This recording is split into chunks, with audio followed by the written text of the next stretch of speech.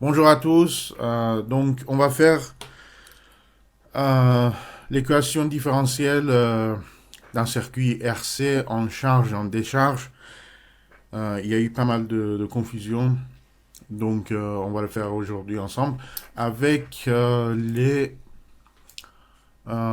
exercices 41 et 31. Alors, j'ai un condensateur qui est connecté à une source de tension. Et en fait, à temps égal 0, le circuit est ouvert.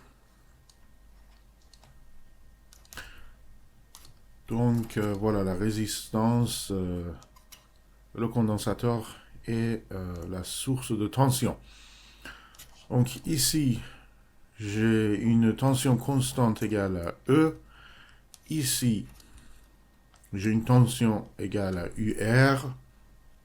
Et pareil, je mesure ici une tension de UC. J'ai un courant qui est une fonction de temps dans ce sens-là. Donc, après, ça, c'est le bruit de la chaise, c'est pas moi. Donc, je peux écrire la loi des mailles comme E égale à la somme UR plus UC.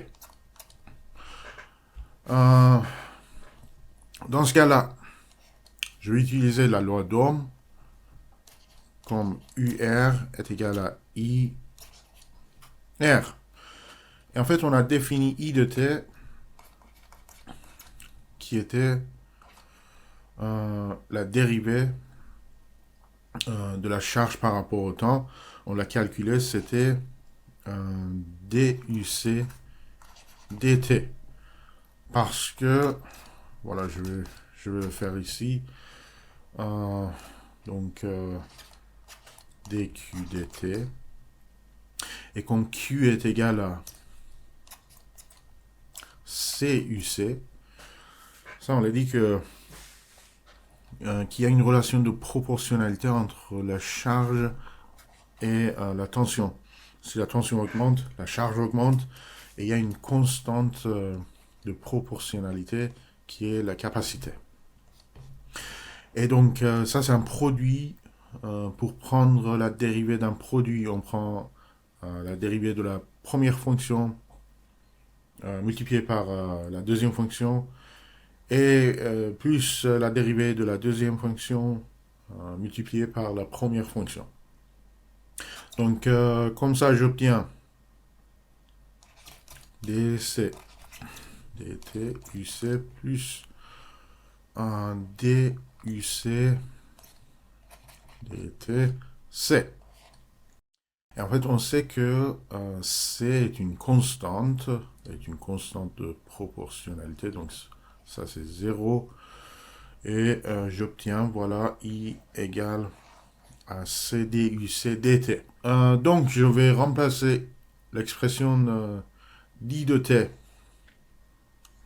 ici, et je peux écrire à nouveau E égale à UR, qui est maintenant cette expression-là fois R, ou alors RC, DUC, DT, plus UC.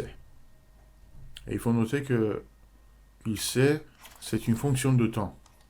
Donc, voilà. Et donc là, j'ai déjà une équation différentielle du premier ordre. En fait, je peux simplifier un peu. Je peux l'écrire comme... On va diviser d'abord les deux côtés par RC. Et j'obtiens donc DUC dt plus 1 sur RC UC de t est égal à E sur R.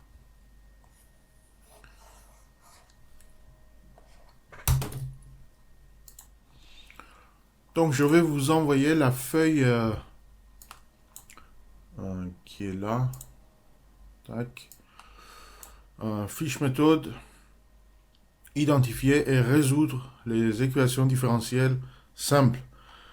Je l'ai piqué du livre de concepts et méthodes de la physique de l'université de Sorbonne. Donc ce qui nous intéresse, c'est cette partie-là. Après, il y a les équations différentielles du second ordre. Mais ça ne nous intéresse pas pour l'instant. Donc, on a l'équation différentielle du premier ordre égale constante. Ceci n'est pas une vraie équation différentielle, car la dérivée de n fonction de t apparaît et non la fonction elle-même. Donc ça, c'est pas vraiment une équation différentielle. Ce qui nous intéresse ici, c'est le cas d'une équation différentielle du premier ordre non homogène. Alors, si on a une équation différentielle égale à 0, donc ça c'est une équation différentielle homogène, si l'équation est égale à une constante ou même une fonction de t, dans ce cas-là, l'équation différentielle n'est plus homogène. Pour ça, pour résoudre ce type d'équation différentielle, on va déjà écrire la solution de l'équation homogène, ça veut dire UC' de t plus 1 sur RC UC de t égale à 0. On va écrire la solution de cette fonction-là, de cette équation-là, qui est en fait UC de t est égal à une constante exponentielle de moins t sur RC. Et puis on va ajouter une solution qui est la solution, une solution de l'équation non homogène en divisant la constante qui est là par lambda qui est 1 sur RC et on obtient, je divise E sur R sur 1 sur RC et j'obtiens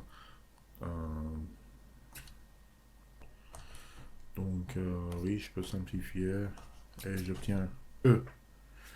Donc là, une solution et E. Et il y a un théorème qui nous dit que je peux additionner les deux résultats pour obtenir une solution générale. Donc généralement, une solution générale de cette équation s'écrit comme A, pardon, il n'y a plus de K, A, E moins T sur RC plus E. Et maintenant, pour trouver cette constante, vous savez qu'à temps égal à 0, c'est-à-dire à l'instant que je ferme le circuit, à cet instant-là, UC est égal à 0. Donc, avec la condition initiale de UC de t égale à 0 égale A exponentielle de 0 plus E, la tension est à 0 volts. Donc, là, je peux simplifier, ça c'est 1, j'obtiens A égale à moins E. Et je peux le mettre ici, et finalement j'obtiens E moins E exponentielle moins T sur RC. Et je peux simplifier, je peux mettre E en facteur et j'obtiens E facteur de 1 moins exponentielle de moins T sur RC. Voilà la solution générale de cette équation différentielle. Alors, maintenant, comment tracer ce type d'équation? Déjà, c'est une équation exponentielle. Donc je vais tracer exponentielle de t à l'aide de Mathematica.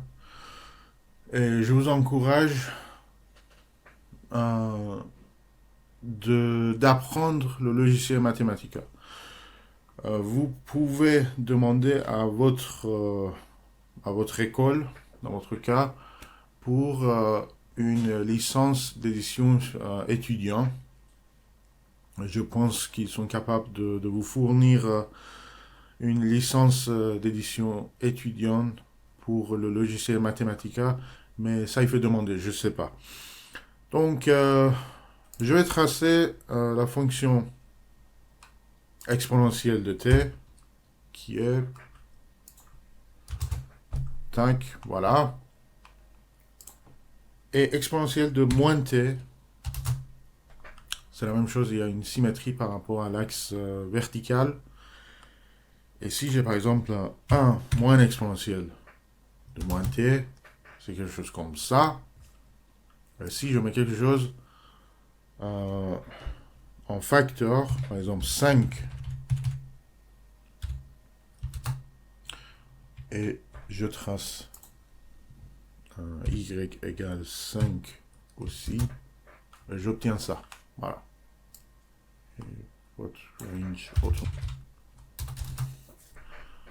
Voilà, donc on voit que au début, la tension de les bornes de notre condensateur augmente très rapidement et puis très lentement.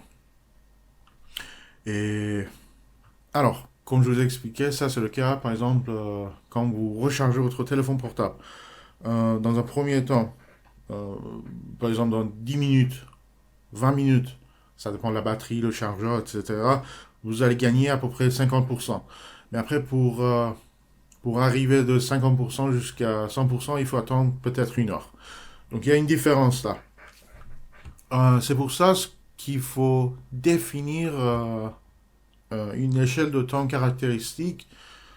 Donc, encore une fois, je vais citer du livre Concepts et les méthodes de la physique, Université de Sorbonne. Là, c'est mieux. Nous pouvons nous demander, dans le cas exponentiel, en combien de temps nous observerons une variation notable de la quantité pertinente qui est maintenant la tension du condensateur en fonction de temps. Soit, ça c'est la définition valeur absolue de delta Q en combien de temps est égal à peu près à la valeur absolue de Q. Et le résultat est l'échelle de temps caractéristique de l'évolution qu'on l'a définie comme taux égal à valeur absolue de K puissance moins 1. Dans notre cas, K est égal à moins... Enfin, c'est 1 sur RC. Voilà pourquoi on obtient taux égal à RC, simplement. Donc là, je vais définir une échelle de temps caractéristique taux égal à RC. Pourquoi RC? Parce que la définition que je vous ai montrée. Et maintenant, je vais mettre t égale à taux second pour trouver la valeur de la fonction à temps égal à taux. Donc, ici de t égale à taux est égal à E1 moins E exponentielle taux sur taux. Et donc ça c'est 1.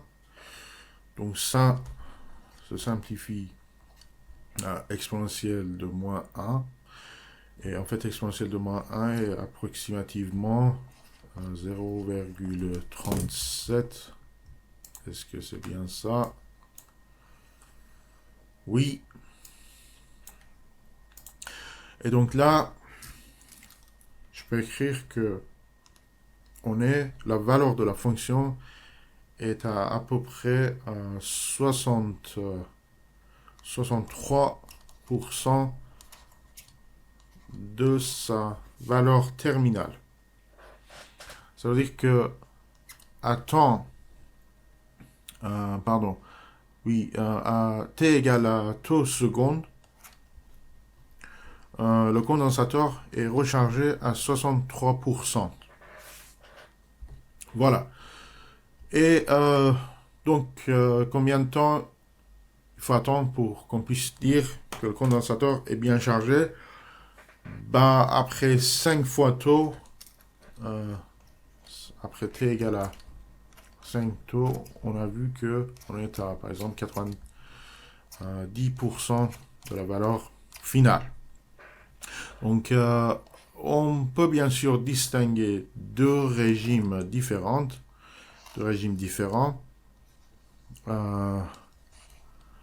On peut dire qu'ici, on est au régime transitoire. On observe une transition. La fonction augmente très rapidement, même linéairement au début. En fait, une approximation de la fonction au début nous donne une croissance linéaire. Et après, on voit que la fonction augmente très très lentement. Donc là, on dit qu'on est au régime permanent. Et dans ce cas-là, on est au régime transitoire. Alors, comment trouver graphiquement la constante de temps taux? Simplement, on va prendre la tangente à t égale à 0 avec l'asymptote de la fonction et l'intersection, l'abscisse de l'intersection est égale à taux. Ça c'est u fonction de t et ça c'est taux. Et ici on sait que la valeur de la fonction est à 60% de e et ça c'est e. Donc la limite de la fonction de la fonction uc de t quand t approche infinity, ben c'est e parce que simplement cette exponentielle va être une valeur très petite proche de 0, donc 1 moins 0 c'est 1, donc on obtient e. Voilà. Et maintenant, on va faire pareil pour le cas d'un condensateur en décharge. Donc là, j'ai mon condensateur qui est bien chargé maintenant et il y a une résistance. Donc, j'ai la charge positive ce côté-là. Je peux mesurer une tension UC fonction de T. Il y aura forcément un courant dans ce sens-là. Et R, je peux mesurer UR fonction de temps dans ce sens-là. Donc, je sais que UC est égal à UR. Même pas besoin de définir la loi des mailles. Si je mesure ici, c'est la même chose qu'ici. Donc, UC est égal à UR. Maintenant, UR, comme on l'a déjà vu, est égal à IR, à d'ohm. Et on a déjà expliqué que I de T est égal à C DUC dt. Par contre, il faut tricher, il faut raisonner. Il faut dire que I de t diminue au fil du temps. Donc, je vais mettre un signe négatif ici. Pourquoi? Parce que ça, c'est la pente. Et la pente, on sait que la pente est comme ça. C'est négatif parce que je peux raisonner que I de t diminue en fonction du temps. Donc, il y aura forcément une pente négative. Donc, ça, c'est la clé. Si je ne mets pas ça, ça ne va pas fonctionner. On va obtenir une fonction exponentielle, qui n'est pas le cas. On aura bien sûr une fonction de décroissance exponentielle. Donc, à noter, à retenir, une fois le condensateur est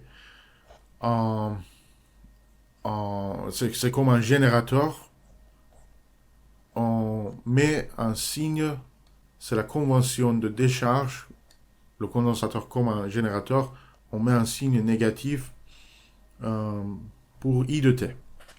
Donc maintenant, je peux écrire UC, fonction de temps, est égal à UR qui est maintenant IR, qui est maintenant moins RC DUC DT. Et après, je vais diviser par RC, par moins RC. Donc, je peux dire que DUC, fonction de temps, DT, plus 1 sur RC, UC de T est égal à 0. Et là, c'est quasiment la même chose qu'ici. Par contre, on a obtenu une équation différentielle homogène, c'est-à-dire qu'il n'y a pas de constante ou alors fonction de temps ici. Au lieu de ça, la fonction est égale à 0. Donc, on a une fonction, une équation différentielle du premier ordre homogène. Et il suffit d'écrire la solution, la partie de la solution qui a été homogène. Donc, je peux écrire UC de t est égal à A exponentielle. Et comme vous avez vu, taux égal à RC, ça peut alléger l'écriture. T sur RC. Taux, pardon. Et pour trouver A, on sait que à temps égal à 0, le condensateur est bien chargé. Donc sa valeur est égale à E. A, E.T sur taux, qui est maintenant 0, est égal à E. Donc ça c'est 1. Et j'obtiens A égale à E. Et finalement, le résultat encadré, c'est UC de t est égal à E exponentielle moins t sur taux, avec taux égal à RC, le temps caractéristique. Et comment tracer, on va le faire ici. Ça va être comme ça, avec E égale à 5 dans ce cas-là.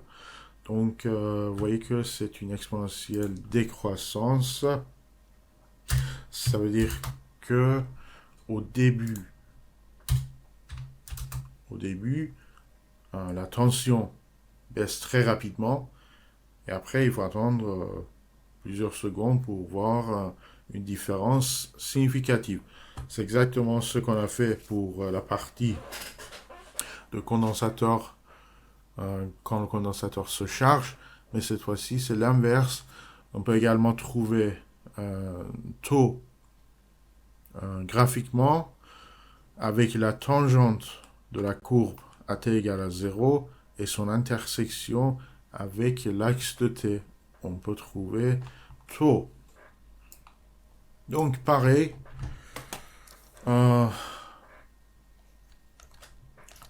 UC de t égale à taux peut me donner 0,37 à peu près E. Donc, mince. C'est bon. Donc, à t égale à taux, là à peu près, on est à 36%, 37% de la valeur initiale.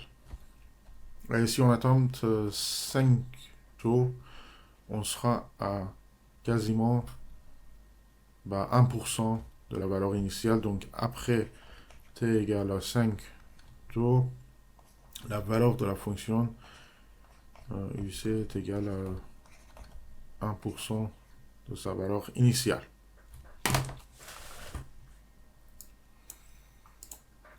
Bon, bah, cette partie est finie. On va continuer avec les exercices. Donc, l'exercice 41. Modéliser la foudre. Donc, on modélise la situation ainsi. Les nuages et le sol constituent les armatures d'un immense condensateur de capacité C, séparé par l'isolant qui est dans ce cas-là l'air. Il y a une différence de potentiel égale à ça entre le nuage et le sol, une décharge à courant constant. Donc on nous dit que le courant est constant. Se produit en 0,5 secondes. L'intensité du courant électrique associé à un éclair a pour valeur absolue l'intensité égale à 5 fois 10 puissance 4 en ampères. Et on nous demande déjà d'exprimer la tension aux bornes du condensateur en fonction de I, C et de T. Pour information, il y a une erreur. Les informations là sont erronées. En fait, ça doit être l'inverse pour qu'on obtienne un résultat correct. Il faut que le courant soit égal à 4 fois 10 puissance 8 ampères. Et l'inverse, la tension doit être égale à 5 fois 10 puissance 4 volts. Donc avec ça, je peux écrire déjà I est égal à 4 10 puissance 8 ampères et U0 est égal à 5 fois 10 puissance 4 volts.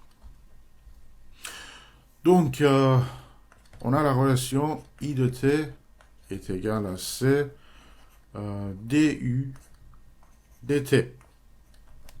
Mais comme je vous ai expliqué, il faut tricher, il faut raisonner, il faut mettre un signe de négatif une fois le condensateur se décharge. Sinon, ça ne va pas fonctionner. Alors, donc voilà la partie A, une relation en fonction de I, C et de T, la tension. Donc, là, je ne peux pas simplement séparer des U. En fait, la partie B nous demande de calculer la capacité du condensateur et en fait, comparer ça, cette valeur à des condensateurs usuels. Donc pour ça, il faut résoudre l'équation différentielle. Parce que là, je ne peux pas utiliser les données qui sont là. C'est impossible. J'ai du, dt, ça ne va pas. J'ai I fonction de t. Et en fait, on nous a dit que I est une constante égale à grand I. Ça, c'est la clé. Donc, encore une fois, j'ai du dt qui est égal à moins I sur C. Alors, comment faire ça sans intégration? Déjà, vous pouvez regarder la feuille que je vous ai montrée tout à l'heure pour les équations différentielles simples. Donc là, sans intégration, on a le résultat, mais on peut aussi raisonner. C'est-à-dire que j'ai la dérivée d'une fonction qui est déjà négative. La dérivée est négative. Donc, je sais que la fonction que je cherche, c'est-à-dire U de t, UC de t, sa valeur initiale est U0, et en fait, au bout de 0,5 secondes, sa valeur est 0. Et je peux ainsi dire que ça, c'est la pente, I sur C. Et ben, je peux écrire comme ça la fonction que je cherche. C'est simplement UC de t égale à sa valeur initiale plus la pente qui est négative, I sur C, fois notre variable qui était. Donc ça, c'est le résultat. UC de t est égal à U0 moins IT sur C. Donc, on sait que à temps 0, ça c'est égal à U0, mais à temps égal 0,5, la fonction est égale à 0. Donc, je vais l'écrire. UC de t égale à 0,5 secondes est égal à U0 moins 0,5 I sur C. Et ça est égal à 0 volts. Et donc, je peux dire que U0 finalement est égal à ça.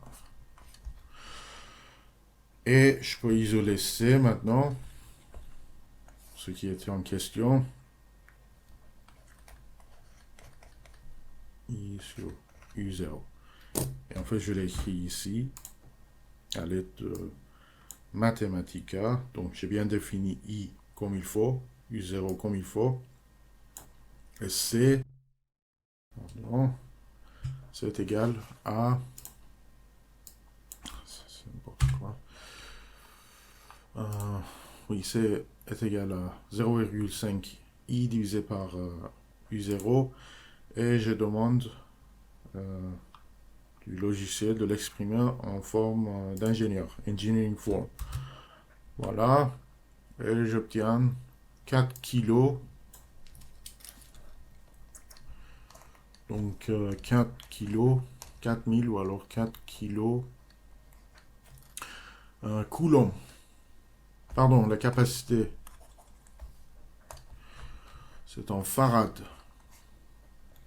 4 kilos farad. Et si on la compare avec des condensateurs qu'on utilise tous les jours, bah, les condensateurs de tous les jours sont de forme 103, 104, ça veut dire picofarad, millifarad, les chimiques sont en millifarad, microfarad. Donc kilofarad, ça veut dire c'est gigantesque. C'est énorme. Et c'est normal en fait pour un nuage. Et la partie, c'est calculer la charge électrique stockée dans les armatures. Donc la charge électrique, on a la relation Q égale à C U. Donc égal à C, je trouvais à 4 kilofarad. Voilà la tension qui était 5 10 puissance 4 volts. Et j'obtiens 20 kg C à 10 puissance 3, puissance 4, 10 puissance 7, et en forme engineering, je peux dire, non, pourquoi faire ça, voilà, c'est mieux, donc 10 puissance 6 en coulomb, ça veut dire 200 méga coulomb. Voilà. Donc ça, c'est la charge. Et on nous demande aussi en quoi la forme et l'altitude des nuages peut-elle influencer la capacité du condensateur ainsi modélisé. Donc l'altitude, si l'altitude augmente, la distance entre deux armatures augmente, la capacité diminue, on l'a vu avec la simulation.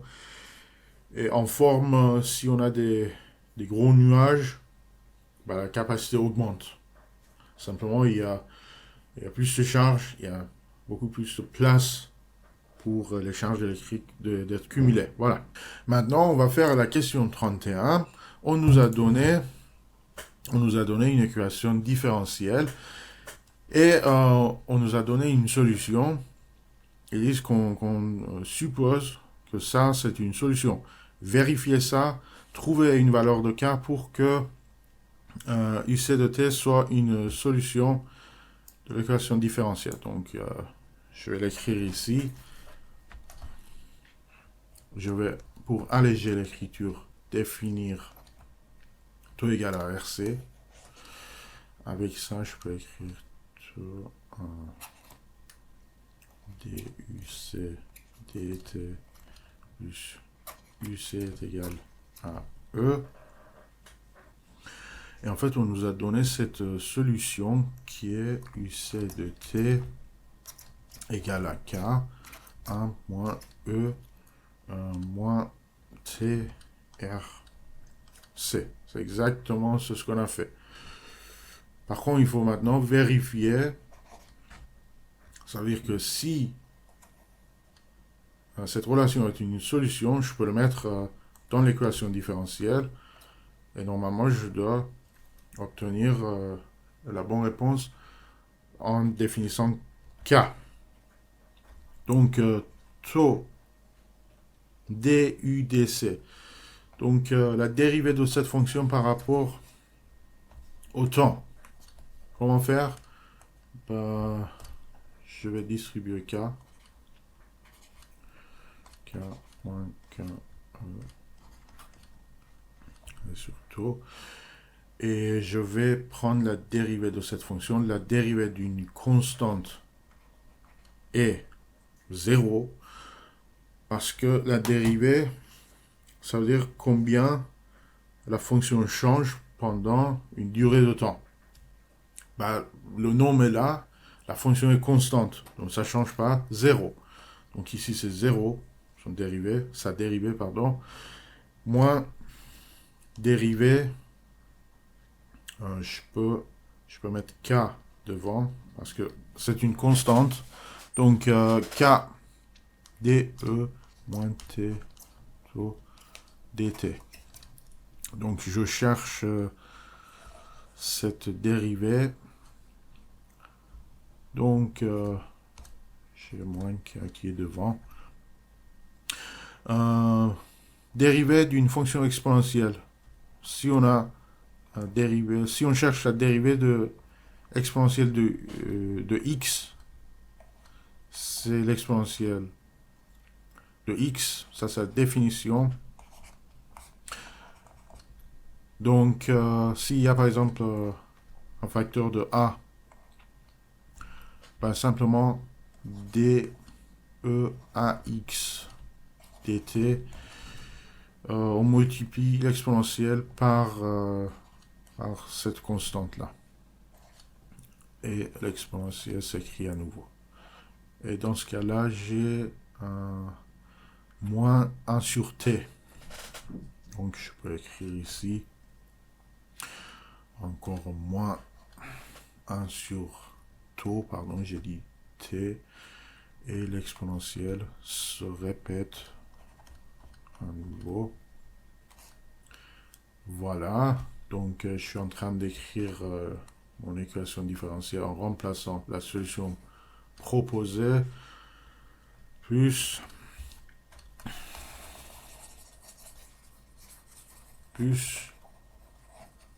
la fonction UC de t, qui est donnée ici, plus k, il vaut mieux l'écrire comme ça, exponentielle, moins t, so. Et là,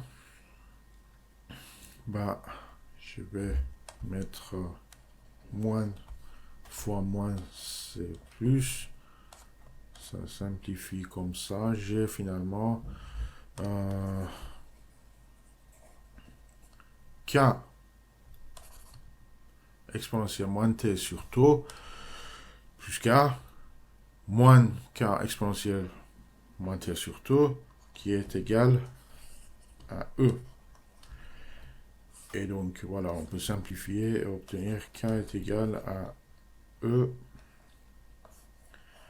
Et c'est exactement ce qu'on a déjà fait avant. Donc, voilà. Merci beaucoup. Essayez de faire les autres exercices. Je vais vous envoyer sur l'ENT les exercices à faire pour la prochaine fois. Merci d'avoir regardé. À bientôt. Au revoir.